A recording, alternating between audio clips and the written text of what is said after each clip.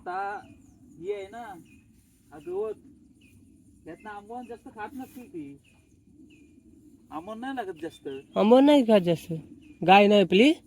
आता एकदा का गवत चालू झालं ना की गुरं आंबवण जास्त खात नाही. आंबवण नाही खात, पाणी पण पियत नाही. हा? पाणी तरी कुठे पितात, आपण पाणी जास्त पित नाहीत ना, पाणी पित नाहीत. गवताचं गवताच पारू आहे ना गवतावर. गवताचा जो पारू खातात तो पाण्यारूपी जातो. हा पाणी पाणी असेल पियाचं. नाही हा बघ, हा पारू आहे ना, हा बघ पाणी आहे, हा बघ, हा बघ, हा बघ किती पाणी, हो. हा बघ.